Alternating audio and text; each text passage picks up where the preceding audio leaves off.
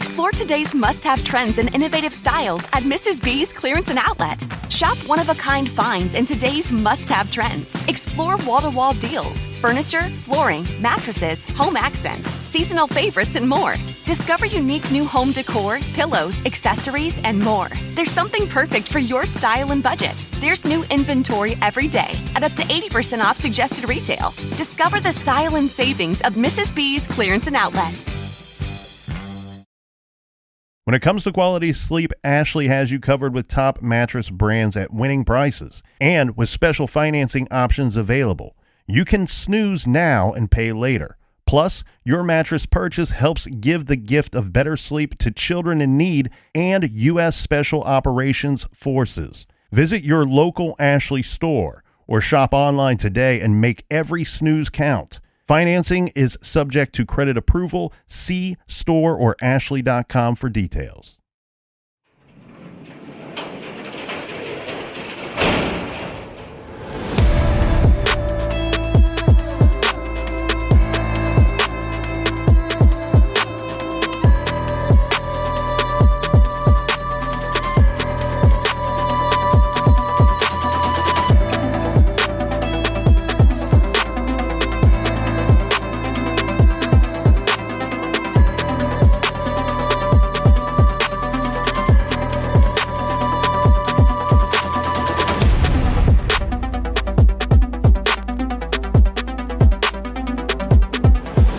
Welcome to True Crime Garage. Wherever you are, whatever you're doing, thanks for listening. I'm your host, Nick, and with me, as always, is a man who's got fuel to burn and roads to drive. Here is the captain. Always driving on those roads.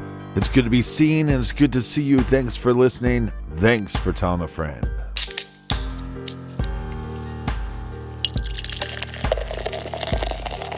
Today we are truly connoisseurs of fine hop art. That's right, because we are finishing off our stash of hop art from Coast Brewing Company.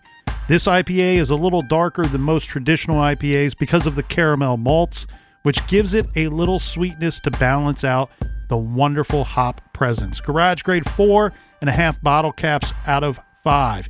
And here's some cheers to our friends that helped us fill up the fridge for this week's shows. First up, cheers to Sue and Olivet, Michigan. And a big We Like Your Jib to John L. in Houston, Texas. Next, here's a cheers to Dennis, or Denny, in Thunder Bay, Ontario, Canada. And a big shout out to Rachel in Holland, New York. Next, Captain, we have a shout out to Barb in Orem, Utah. And last but certainly not least, here's a big cheers and, of course, a big Ron Swanson please and thank you that goes out to Calvin.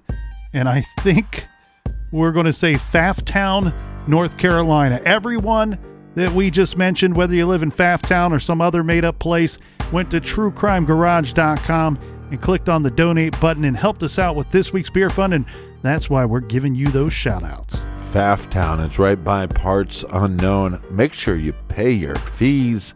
And Stanley, stop peeing in the shower. For everything True Crime, check out truecrimegarage.com. And we have some new merchandise, some new t-shirts, so make sure you check those out at truecrimegarage.com.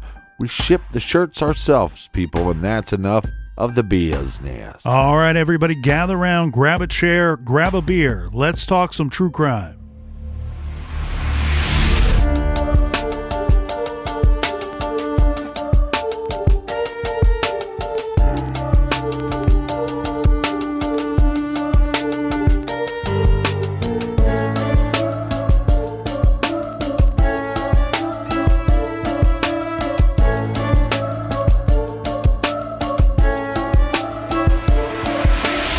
By this point, Captain, we have reached early September of 2021 in our timeline, and Alec Murdaugh's world is crumbling. His wife and son are dead, their murders unsolved, and he's about to be sued in a civil wrongful death action that would give rise to a criminal investigation. SLED was looking into his family in connection with the Stephen Smith case, and he's still facing the wrongful death lawsuit from the boating incident causing the death of Mallory Beach. Randolph III, his father, was dropped as a defendant in that case when he died, and Alec and Buster were refusing to settle. Now, could it get worse for Alec Murdaugh? Oh, yes, I think that it can. And this is because on Saturday, September 4th, at 1:34 p.m., Alec Murdaugh called 911. Hampton County 911, where's your emergency? On Salcahatchee Road. Okay, what's the address on Salcahatchee Road? I'm by the church. What church? What church are you talking about? I don't know the name of it with the red roof. Okay, what end of Salcahatchee Road? Because I don't know what you're talking about. At the Hampton County side. Okay, what's going on? I got a flat tire, Mm-hmm. and I stopped, and somebody stopped to help me. And when I turned my back, they tried to shoot me. Oh, okay. Were you shot? Yes, but Okay. I mean, I'm okay. You shot where? Where were you shot at? Huh? Did they actually shoot you or they tried to shoot you? They shot me, but Okay, wait, you need EMS? well, I mean, yes, I can't drive. Okay. Seeing, and I'm bleeding a lot. Where part of your body? I'm not sure. Somewhere on my head. Your head? Somebody just stopped for me, ma'am. For 911. Okay, still? Hey. Okay, let me speak to him, see if he can tell me exactly where you are. That church? Okay. Red roof. Yeah, hurry, please. Okay, and what's your name? I'm still here. I'm still on the line with you. What's your name? Alex Murdaugh. Alex Murdaugh? Yes, ma'am. And you see you were driving, you got a flat tire, somebody stopped to help you and they shot you? Well, they pulled over, yes, ma'am, like they were going to help me. Okay, stay on the line with me. We're going to get some. I'm bleeding pretty bad. Okay. Stay on St. John's Missionary Church. St. John Missionary Church? Yes, ma'am. Okay. And can you give me a description of the person that shot you or shot at you? Yes, ma'am. I mean, it was a white fella. I'd say A white male? a fair amount younger than me. Really, really short hair. You have an ambulance coming, ma'am? Yes, sir. Yes, sir. Stay on the line. I got them on the way. You think one of y'all can drive me to the hospital? Yes, sir. You want to get the truck, though, because I got a baby and needs to go in the back. You think one of y'all could get in this car and drive me? Yes, sir. I can. They're going to drive me to the hospital. Ma'am?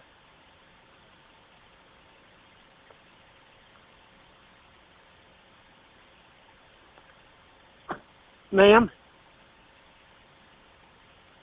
I'm still here, sir. They're on the way. Don't hang up.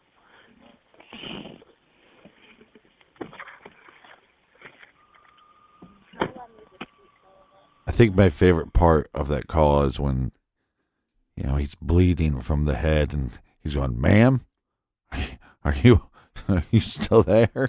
Well, and the audio is not great, but part of that is because Alec Murdaugh is trying to interact with the 911 operator who he called, but also interact with a Good Samaritan that seemed to have stopped to come to his aid. So you hear at times he's talking with the driver of whatever vehicle that is and then getting back on the phone with the 911 personnel. Well, pretty trusting of a Good Samaritan after a supposed Good Samaritan just shot him in the head. Yeah, so basically what he's saying here is that he gets a flat tire and that he stops to change the tire when someone drives by in a truck and then asks Alec if he's having car trouble.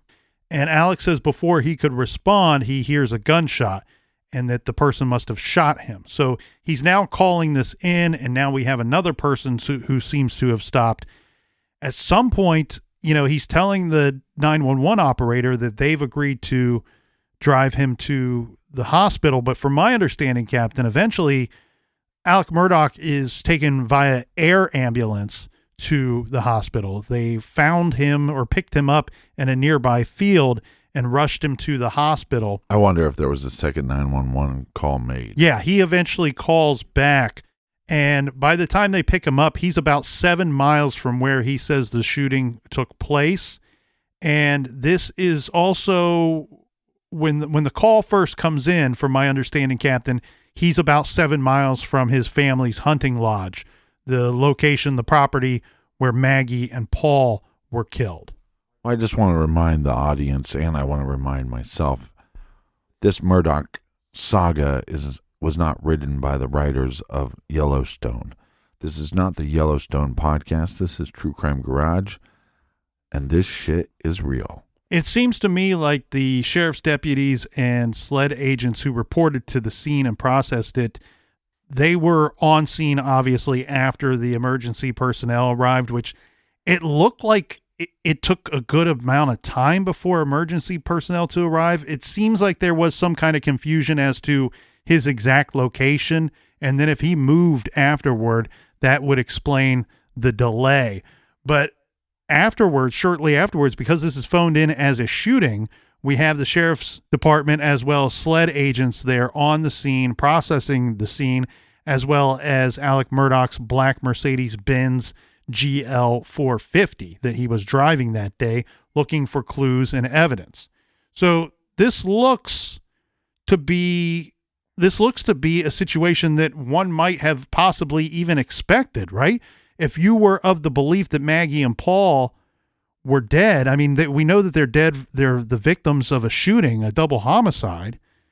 And now Alec appears to have been targeted as well. So this is when you really start to wonder, was someone hunting down the Murdaughs and eliminating them one by one?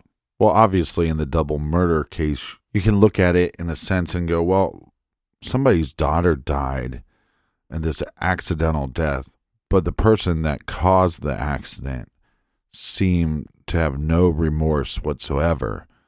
So you think initially the double homicide could be a revenge killing for that, but then we learn from the double homicide that there was these lawsuits and this insurance policy that should have been paid out to the sons of the housekeeper and wasn't. So now this killing, you could say, is this still revenge that maybe somebody didn't get the job done, didn't kill all the family members to get revenge because of the boating accident?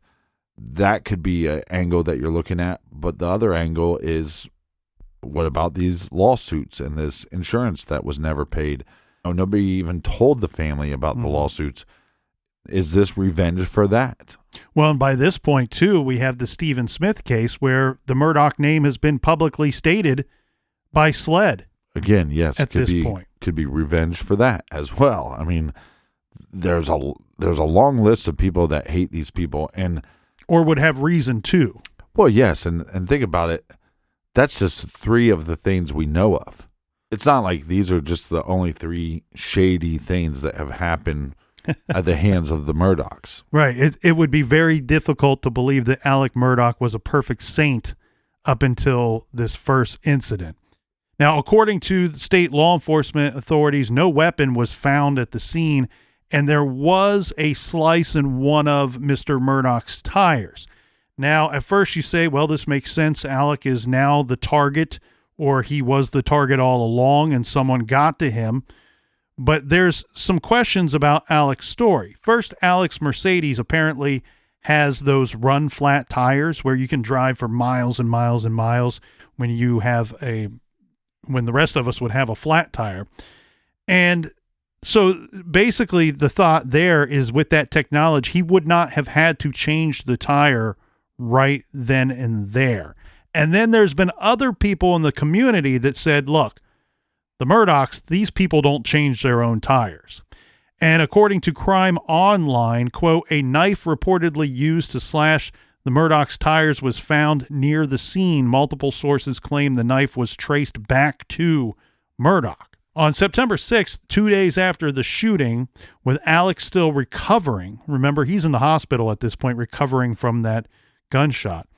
The law firm that his ancestors founded made a statement that Alec had resigned on September 3rd. So this is the day before the shooting, after the firm discovered that he was stealing from the firm, with estimates of up to $10 million in missing money. This, according to the Wall Street Journal. Yeah, because this dumbass was just not, look, he wasn't successful. He wasn't successful in his life, so he had to keep on coming up with con ways to pay for this lifestyle. Again, if you could maybe say he was rich, but to me he wasn't wealthy, if that makes any sense. He had all these properties, but they all have payments. And again, $10 million over time. $10 million. You know how much crap you can buy to keep up with the Joneses? Well, again, that's an estimate. They've brought in some forensic accountants to try to determine exactly how much money is missing. It's probably 15 million, 20 million. That's what's interesting here, though. It's not to determine if money is missing. It's how much money is missing. Now, Alec is forced to resign. That's what we're going to call that. That's what they called it. From the firm after they confront him about him pilfering significant funds from the firm that his grandfather founded. His wife and son are dead at this time. He's facing financial ruin. It was beginning to look like this drive-by shooting.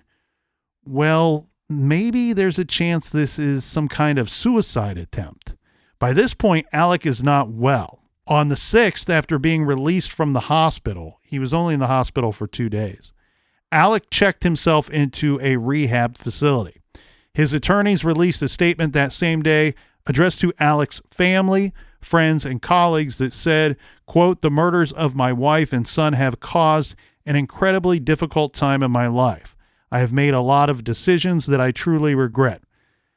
I'm resigning from my law firm and entering rehab after a long battle that has been exacerbated by these murders. I am immensely sorry to everyone I've hurt, including my family, friends, and colleagues. I ask for prayers as I rehabilitate myself and my relationships." Now, I had a source, I guess the whole drug aspect and going into rehab, I believe it was, I think it was methamphetamines. It's reported that he has an opioid or had an opioid addiction. I have a local source that has told me that was all made up.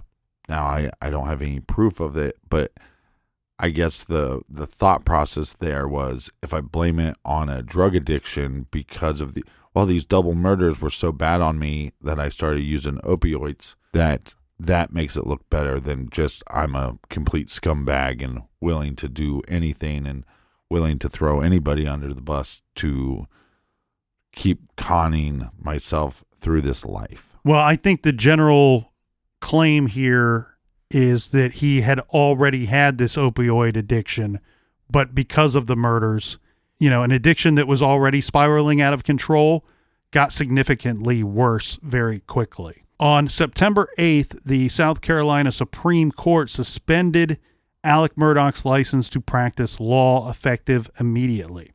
2 days later, on the 10th, with rumors swirling that Alec Murdaugh tried and failed to kill himself, Alec's lawyers made a second statement that said Alec had an entry and exit wound and suffered a skull fracture in the shooting, which was not self-inflicted. Quote, "Alec pulled over after seeing a low tire indicator light," the statement read.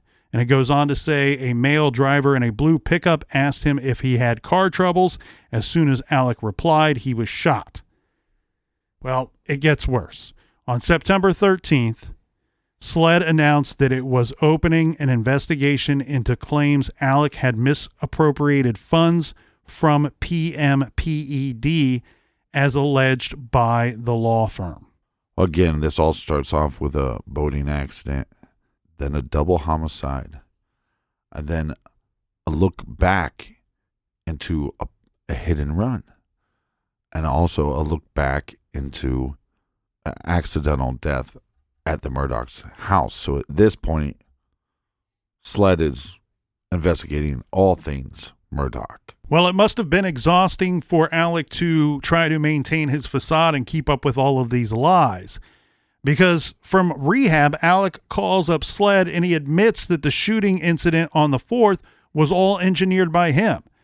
And this is because there was an insurance policy on his life that would pay $10 million to his family if Alec were killed. And of course, by this point, sadly, his family is just the older son, Buster. This was quickly followed by an arrest made by SLED. SLED arrested a Curtis Edward Smith, a.k.a. Eddie, age 61, and charged him with assisted suicide, assault and battery of a high aggravated nature, pointing and presenting a firearm, insurance fraud, and conspiracy to commit insurance fraud. Smith has also been charged with distribution of methamphetamine and possession of marijuana. These latter charges were because when they arrested Smith, they found pot and meth during a search of his home. Well, then I guess the big question now is, who is Curtis Smith? Yes, a.k.a. Eddie. So the charging documents state as followed that Mr. Murdaugh provided Curtis Edward Smith with a firearm and directed Mr. Smith to shoot him in the head for the purpose of causing Mr. Murdaugh's death and allowing for the payment of a death benefit on September 4th, 2021. Mr. Smith followed Mr. Murdaugh to Old Salkehatchie Road and shot Mr. Murdaugh as he stood in the roadway. After shooting Mr. Murdaugh in the head, Mr. Smith drove to an unknown location where he disposed of the firearm.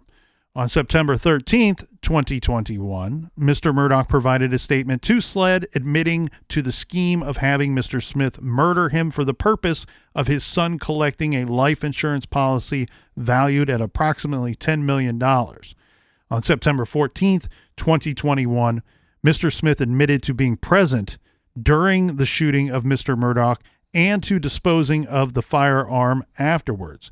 Now, this Mr. Smith is a former client of Alec Murdaugh's.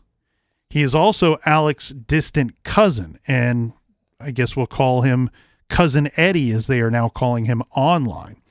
And here's a whole nother twist to this thing. Shitter's full, Clark. According to Alec's lawyers, Cousin Eddie is also Alec's dealer. Maybe the drug addiction was not just made up. Maybe there is some truth to it. Of course, Eddie denies being Alec's dealer. Now, a statement released by Alec's attorneys will try to, this is, typical Alec Murdaugh fashion. We're going to try to lay blame on someone else for his ill-conceived actions.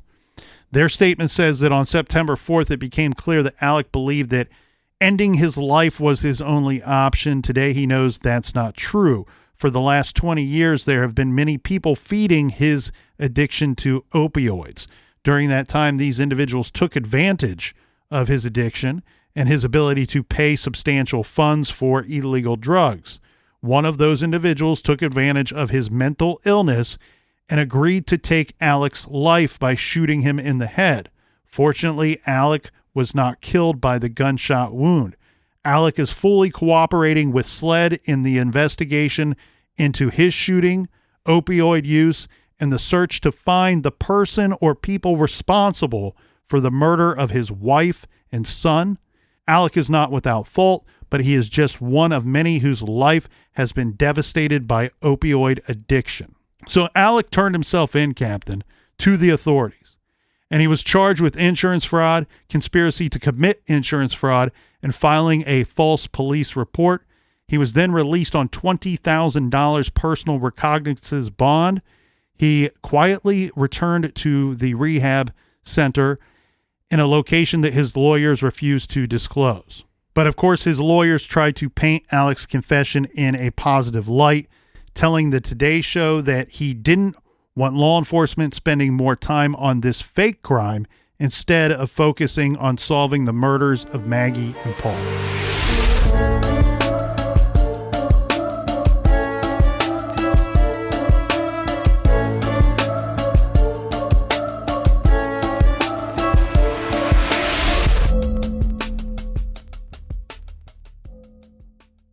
This show is sponsored by BetterHelp. Do you look forward to the holidays? Maybe you struggle with seasonal blues.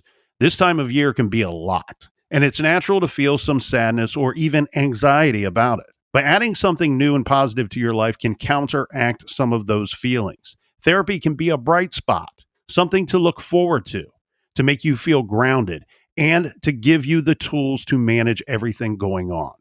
If you're thinking of starting therapy, give BetterHelp a try. It's entirely online, designed to be convenient, flexible, and suited to your schedule. Just fill out a brief questionnaire to get matched with a licensed therapist and switch therapists at any time for no additional charge. Find your bright spot this season with BetterHelp. Visit BetterHelp.com/garage today to get 10% off your first month. That's BetterHelp, HELP.com/garage. Rosetta Stone is the language learning program with a lasting impact. I've been using their app to learn French, and it's not just about memorizing words, but actually having real conversations. And it's not just French. They offer 25 languages. Right now, Rosetta Stone has an awesome holiday deal, 50% off their lifetime membership. Every language, unlimited access forever. For anyone keen on diving deep into a new language, check out rosettastone.com. It's a game changer. You can start your day off right when you find a professional on Angie to get your plumbing right first. Connect with skilled professionals to get all your home projects done well. Visit Angie.com. You can do this when you Angie that.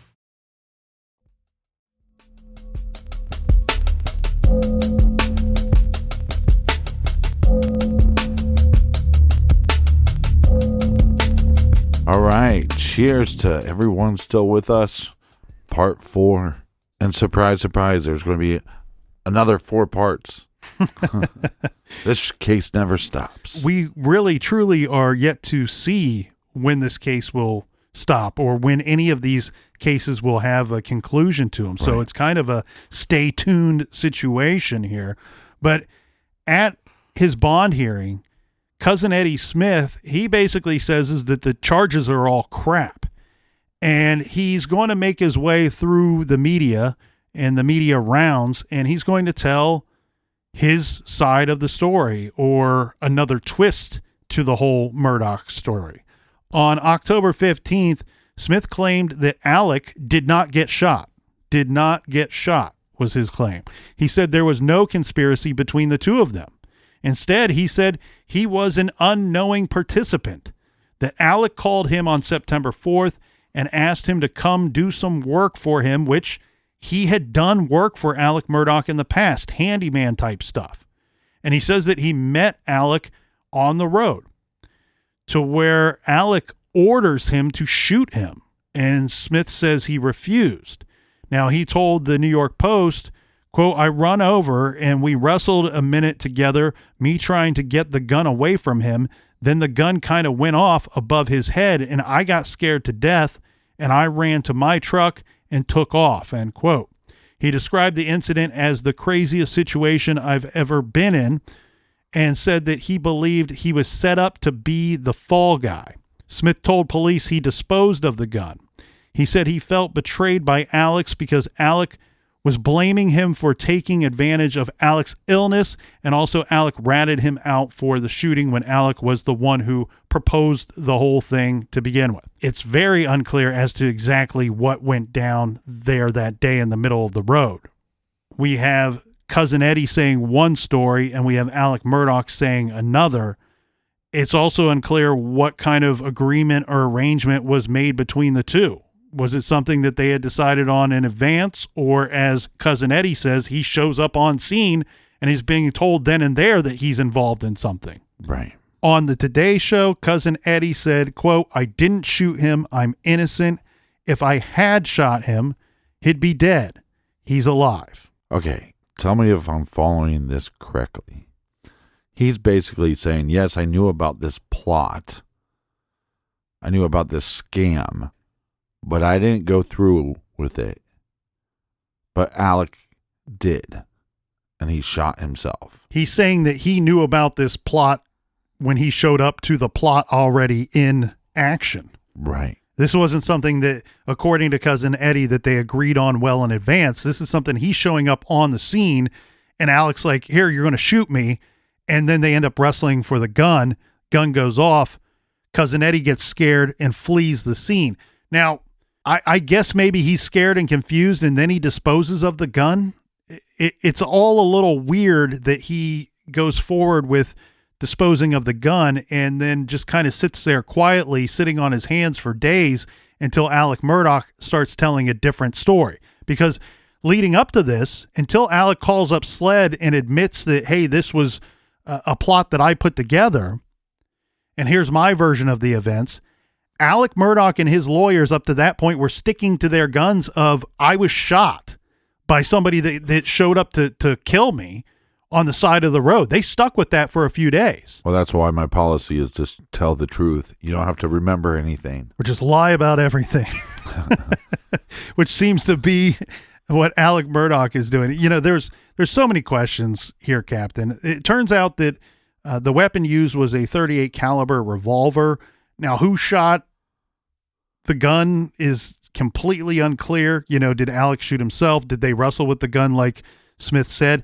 Why does Smith go out of his way to say that Alec was not shot when, he was picked up and taken to the hospital where he stayed for 2 days. Right. If he wasn't shot, they would be releasing him immediately. And his attorneys are saying that he's got a gunshot wound. Did anybody ever test, GSR is a difficult science thing, and I don't want to go too far into that because there is plenty of proof that even if you're just close to a gunshot, you can have some gunshot residue on your person. So I guess, you can call that into question. Did anybody test Alec's hands? But, I don't know that that's going to get us any further here. This case should be called the case of the WTFs. Right. Because it's just constantly, what the F? Well, some other weird questions here, too. A 911 caller who first called in the shooting. This, from my understanding, is before Alec Murdaugh called 911. This person told the dispatcher that there was a man standing in the road with blood on him and was waving his hands in the air. And the caller says, hey, I didn't stop because it looked like a setup. So this is Alec Murdaugh in the middle of the road, seemingly waving for someone to stop to help him.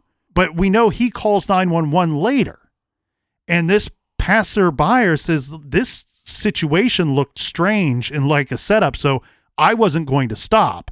But I'm a good person, so I'll at least phone it into 911. Right. It's just bizarre why Alec Murdaugh would delay calling 911 if he was shot badly, like we're led to believe by the statements of his lawyers. I don't understand why he's trying to flag someone down. It's almost like he needs a witness, right? Like he needs someone there. And of course, at the end of the day, we know that he did set this up, even though there's a discrepancy in the stories between Cousin Eddie and Alec. Yes, Clark. But clearly, someone's buying this story, regardless of the different versions, because we know that both Alec Murdaugh and Cousin Eddie were indicted by a grand jury. So they're both charged in this incident. The amount of greed in this story is almost unbelievable. Well, and it all seems to be coming from the same person. Yeah, the same source. Now, we're going to fast forward a little bit because I don't want to get into all of the legal mumbo jumbo about the lawsuits and a lot of stuff that's taken place. The key thing that we need to hone in on here, Captain, is that later Alec Murdaugh is arrested again. Remember, he was released after this latest incident that we discussed in September. He was released on $20,000 bond, and he's arrested later. And what we're going to have here is we're finally going to see a situation where the judge will recognize that Alec Murdaugh it's too dangerous to have him outside of a prison, or outside of a jail, I should say. He's going to have to face these charges. He's going to have to go to trial. But what they end up doing is ultimately they set his bond at $7 million and they deny him the opportunity to pay the 10%. So he has to pay all of the $7 million. Basically, it's like he's not getting out at all. They set the amount so high that he cannot pay it. Right. This is good for them. Well, and you know what? Good for all involved, because what I see here is an individual that when he's out, People are dying. People are getting shot at. And this is regardless of who is responsible for all of this mess or for each of the different parts of this story, right? If he's out, it seems to me that either somebody else is going to get killed or somebody's going to come and try to take Alec Murdaugh's life. So this might be a good move for him as well, to be locked up until he faces these charges. From my understanding, Captain, the charges that he's facing, forget about how much money he's supposed to pay back to all these people that he bilked out of all this money over the years. Well, and he's never going to pay anybody back. Well, I don't think he's ever going to get out of prison either if he is convicted on some of these charges or all of them. The main way he was making money in the first place was a lawyer, and he's not going to be able to do that. No, I mean, he's not able to practice law in the state of South Carolina. So with all these events, who is responsible? I think we could, if we start with the way we laid it out, the boat accident, I think we both are in agreement. Paul is responsible, and obviously he showed zero remorse. From statements of individuals that were there on the boat, it appears that, yes, Paul was driving, and he does not seem to be concerned with the tragedy of that incident. Right. And where do you stand on the double homicide? Well, so I don't think that any of these are easily answered. And I think that there's a lot of suspicion that you can throw around. Everything that I have seen, though, Captain, is Mallory Beach's family.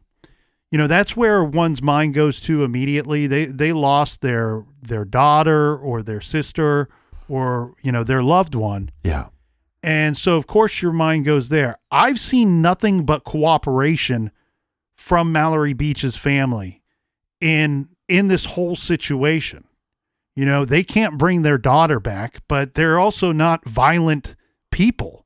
These are reasonable, good people who were struck by tragedy. And it looks to me by the actions of Paul Murdaugh. So I don't think that I see the revenge angle here when it comes to the double homicide. As far as the Satterfield case goes, with Gloria Satterfield falling down the steps and then unfortunately losing her life in the hospital 2 weeks later, I think really the only weird part of that case is how Alec Murdaugh stole money. Basically spearheaded this whole idea of, well, we need to sue me. Somebody needs to pay for this situation.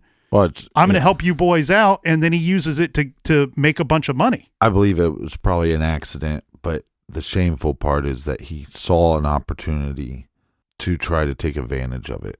And how could he win from somebody else's loss? Well, and there's some information out there that suggests that Gloria Satterfield was awake at times while she was in the hospital. So there's a chance that if there was something really different that happened in that situation, that she would be able to communicate that to someone before sadly that she passed away. Now, in regard to the double homicide, there was some information that came out, and this came out in early November from the Island Packet, one of the local news sources out there, that says a state grand jury is looking into a trail of money from Alec Murdaugh alleged opioid drug habit to a low country gang based in the Waterloo area and believed to be called the Cowboys, according to sources familiar with the investigation. The money trail linking Murdaugh is allegedly in checks he wrote to a person who, in turn, would write checks to couriers to buy drugs, the sources said. Money paid to the couriers is believed to have been used to buy the drugs from Cowboys gang affiliates. The drugs that we're talking about, of course, were meth and opioids. Apparently, Alec Murdaugh wrote more than $200,000 worth of checks between early June and early September of 2021. Before then, the amounts had only been about $10,000 to $20,000 per month. The scripts were always written to a go-between who apparently took checks. Basically, Captain, there's an idea here that this is in large part the extent of his drug problem. and where he was getting some of his drugs. Now, this cousin Eddie being his dealer and these checks, it's all rather confusing, but it also kind of makes sense here too, because if Alec Murdaugh was getting the amounts of money that we talked about that he was hiding, he's dispersing this money to accounts that he's in control of. Well, we're talking about millions of dollars. Where did all that money go? So some of it obviously on drugs. Well, and it's easy to see a situation here where these cowboys or some other type of gang may have come in and sent a message to Alec Murdaugh, or the double homicides were some kind of retaliation from this gang. And also don't forget that they had multiple properties. So, and it seems like on at least one property they had people working. So you have those mortgages, those aren't small payments, and then whoever's working at those properties as well. Well, and there's also some misdealings and strange things about some of the properties that they owned anyway, that they owned as well. And I'm a little unclear as to what some of this means. There's bolstering theories that Alec was tied up with gangsters and linked to the drug trade in the area. And the connection there for Alec Murdaugh is this Barrett T. Boulware, I believe is how you pronounce his last name. He's a commercial fisherman who operated out of Beaufort for over 40 years, according to his 2018 obituary, and a close friend and associate of Alec Murdaugh's. According to Fitz News, Alec was Boulware's legal representation and business partner before Boulware died from cancer. The two apparently were close friends who socialized together with their wives and attended South Carolina basketball games together many times. Alec and Boulware jointly owned several real estate properties. Boulware used to own that Moselle property, the one that eventually Maggie and Paul are killed at. There's information out there, Captain, that says that in 2013, Alec paid Boulware's wife $5 for that property. $5 for that property. Well, that's what we call a good deal. That's a good deal. Seems awfully shady to me. There was some kind of tax-free exchange transaction at the same time for another property that was valued at $730,000. Now, what does this all have to do with Alec, his friends, business associates, and whatnot? There's thought that that property has a landing strip and a large barn on this property. So the thought here being that Boulware was some type of big-time drug smuggler at one point in his life. Right. And that Alec was kind of in cahoots with him. So when you hear things like that, you really start to wonder and struggle with how and who could be involved. I mean, how deep does this thing run, and how far back was Alec Murdaugh in these shady deals with these other shady figures? And was he the only one in the family that was involved, or does this go back multiple generations? Well, and I don't think that there's any question about Alec Murdaugh's location of where he was the night when his wife and son were killed. But what we do know is that there was, even though Alec Murdaugh said that he was unaware of it, there was a life insurance policy. There was an estate to be paid out from Maggie Murdaugh. And she had left everything that she owned to her husband. This was based off of a will that was put together, I believe, in 2013. So she's leaving everything to her husband. So it's not that far-fetched to wrap your head around the idea that maybe Alec Murdaugh wanted his wife killed so that he could benefit from it. What have we seen this guy do time and time again? He finds himself in these situations or sets up a situation where he stands to profit. And I don't know that I can tell you who killed the Murdaughs. I don't know that I can tell you who killed Stephen Smith, or even if Gloria Satterfield was murdered or if it was an accident. But what I can tell you is everything that we've reviewed over the past 4 episodes and everything that we reviewed in our research leading up to these 4 episodes really kind of circles back to one thing. A lot of the Murdaugh's problems are all in-house problems. Problems either between them or ones that they created themselves. And when they found themselves in a hole, they couldn't stop digging. They just kept digging and digging and digging. And look at the mess that we are in now. Look at the lives, the senseless murders, and the loss of life and the tragedy here in this situation, all circling around a guy that was handed every break in life. He was given every opportunity in life to go out and do it the right way. And he chose to do it the wrong way time and time and time again. Where is the line for Alec Murdaugh? Where is the line for his associates? And where is the line for some of his family as well? Have you ever seen the movie The Town? Yes. And I'm going somewhere with this. It's just not a random captain thought. I kind of wonder if Alec got involved with people. We know he's involved with some people, but if he got involved with a type of person at some point, because this arrogance that's coming from especially his son Paul, that's learned somewhere. I'm assuming he learned that from his father and maybe just the Murdaugh family in general. And I just wonder if he got involved with somebody. And there's that scene in The Town when Ben Affleck goes to the florist and says, "I'm done." And he says, look, no, I control you. And basically, I'll either clip your nuts or I'll do it the chemical way. And what he means by that is that he will get you good and doped up and get you to become an addict. And I wonder if he just got wrapped up with the wrong people and the guy said, okay, I could beat this guy up. I could kill him. I could kill his whole family. That does nothing. I'm going to torture this guy by getting him so hooked on drugs that it ruins everything around him. And not just his nuclear family, but the whole Murdaugh name. For the rest of time, that name, because of how crazy and how many cases are involved in this, that name will be forever remembered because of these cases. The problem with this case, and I mean, we don't have time to go through the whole list of them, but the problem in these cases is pretty simple to me.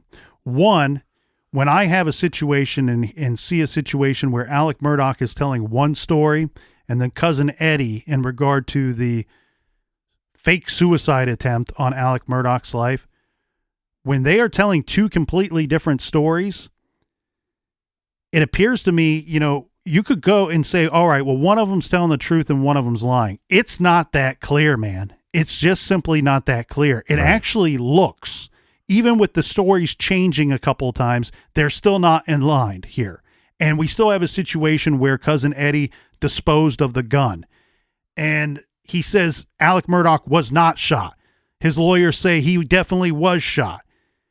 Why are those stories so incredibly different, even after the fact of Alec Murdaugh letting Sled know, hey, I put together some kind of fake plot here to kill myself, and this was all to get some insurance money for my son Buster? When those stories remain that different still to this day, it tells me one thing. Both of them are lying. Why would both of them lie about that situation? Because both of them have something to hide. And this goes back to my belief that all of these problems, a lot of these problems, mainly the double homicide, are all in-house problems.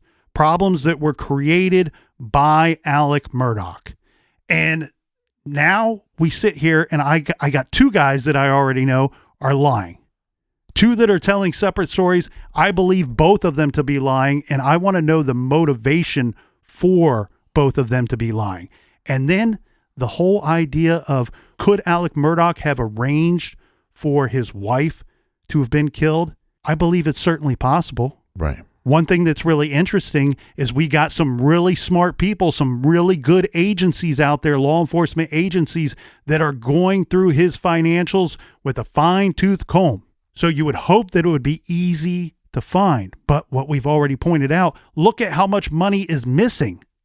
Right. Look at how much money is missing. And yeah, I get it. Maybe he had a drug problem. Maybe he had all kinds of problems. Still, if you're going to hire someone to kill someone, you have to pay somebody some money. And we know that he was writing checks, or at least there's evidence to suggest that he was writing checks to get drugs. Well, if he's that dumb, I hope he left the paper trail right to the person that he hired or persons that he hired to show up at his property that night when Maggie was killed. As fascinating as all these twists and turns and all these possibilities in this case, I just keep going back to Stephen and Mallory and just think it's so senseless, and just the greed of it all. Why can't people strive to be better people? And why can't people strive to have better character and a wealth of character instead of a wealth of materialistic things? Well, they do. People do strive to be better people. People do strive to work hard and better themselves. And those people, unfortunately, some of them are not with us anymore. Right. Gloria Satterfield worked to better herself, to better her family. She was a good person, working hard. Mallory Beach had her whole life ahead of her. She, from a great family, good people, working hard to do the right thing. And Stephen Smith, he wanted to be a doctor, to help others, to help other people. There are plenty of good people in this story. Unfortunately, because of some of the Murdaughs, they're no longer with us. This story also reminds me that eventually bad people will be taken down and they have to live in the bed of mess that they made.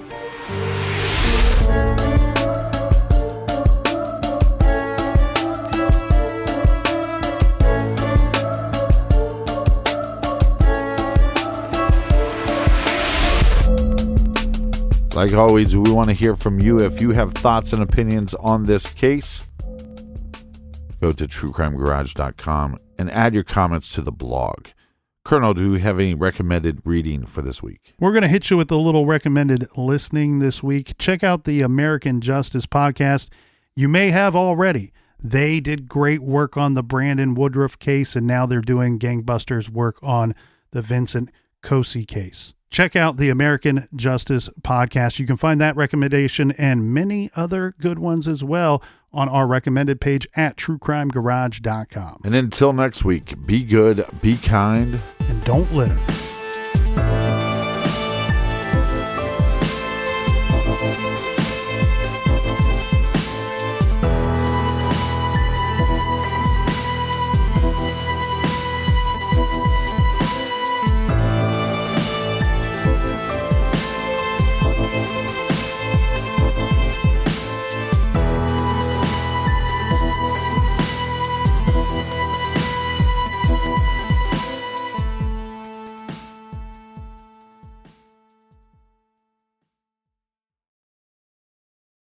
Explore today's must-have trends and innovative styles at Mrs. B's Clearance and Outlet. Shop one-of-a-kind finds in today's must-have trends. Explore wall-to-wall deals, furniture, flooring, mattresses, home accents, seasonal favorites, and more.